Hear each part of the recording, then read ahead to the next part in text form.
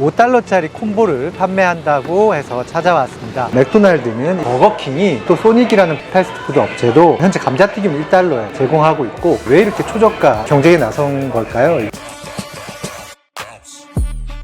안녕하십니까. 서울경제신문 뉴욕특파원 김웅록입니다. 지금 보시는 가게는 웬디스입니다. 맥도날드와 마찬가지로 미국에서 굉장히 대중적인 패스트푸드 업체인데요, $5짜리 콤보를 판매한다고 해서 찾아왔습니다. 요즘엔 미국에서 물가가 많이 오르면서 웬만한 식당에서는 저렴한 점심 식사 메뉴도 $13에서 $14 정도가 들어가게 됩니다. 세금과 팁이 들어가기 때문에 $18, $19가 금방 넘어가는데요, 패스트푸드 업체라 하더라도 $13, $14를 보통 생각해야 되는데요, $5 정도의 세트 메뉴를 판매한다면 굉장히 저렴한 가격인 것이죠.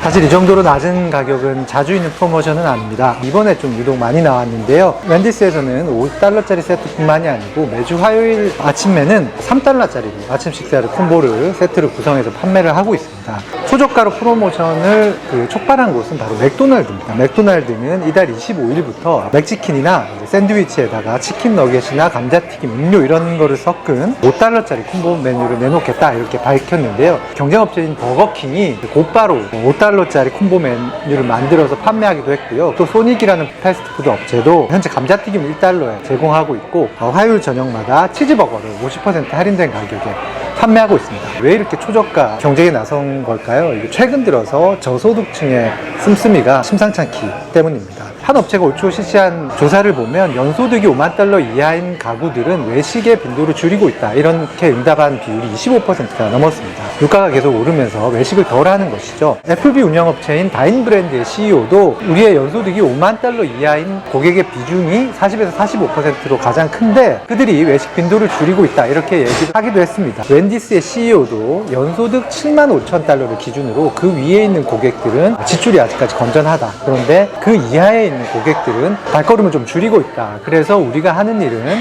최고 가격의 버거과 최저 가격의 버거를 동시에 강화하는 것이다 라고 이야기를 했습니다. 이런 흐름은 식품업체 주가에서도 나타납니다. 웬디스의 경우는 지난 21년간 23.8% 하락했고요, 맥도날드도 주가가 12.6%가량 떨어졌습니다. 그렇다면 현재 미국의 식품업체의 주가는 모두 좋지 않는 것일까요? 그렇지는 않습니다. 치폴레 같은 경우에는 지난 1년간 주가가 60% 가까이 오르면서 승승장구하고 있습니다. 맥도날드와 치폴레의 차이는 무엇일까요? 주요 고객층의 소득 수준이 주요 차이일 수 있습니다.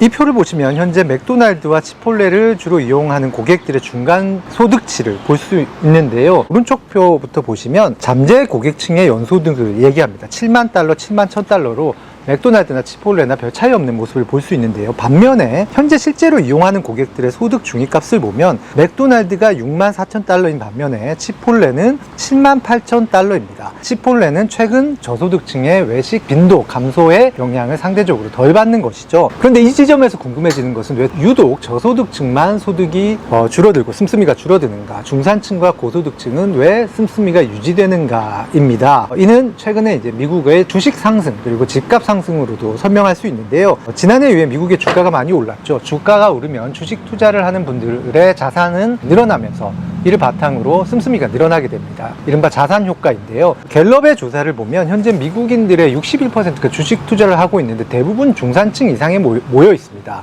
연소득 $100,000 이상 고소득층의 주식 투자 비율은 현재 87% 이릅니다. 그리고 연소득이 4만에서 $100,000 사이인 중산층의 주식 투자 비율은 63%인데요, 유독 연소득 $40,000 미만의 저소득층의 주식 투자 비율은 29%에 그치고 있습니다. 그러니까 지금 저소득층은 쓸 수 있는 자금이 근로소득에 치우쳐져 있는 겁니다. 씀씀이를 줄일 수밖에 없는 것이죠. 이런 관점에서 볼 때 지금은 고소득 소비자들을 공략하는 식당 프랜차이즈들이 좀 더 유리한 측면이 있습니다. 그런 식당 중에는 치폴레가 있을 것이고요, 그리고 더 빠르게 성장하는 곳으로는 카바라는 곳이 있습니다. 네, 이곳이 바로 카바입니다. 들어가서 일단 주문을 해볼 텐데요,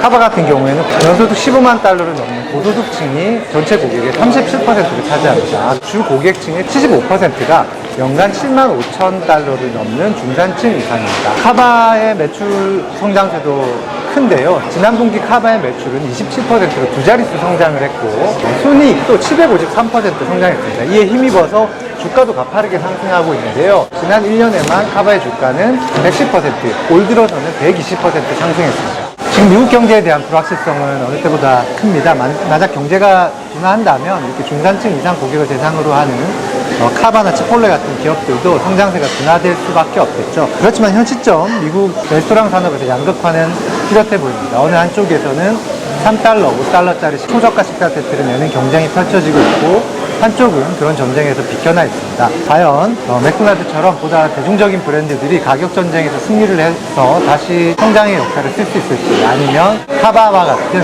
중산층 대상 브랜드들이 계속 고성장을 이어갈 수 있을지 모두 주목되는 부분입니다.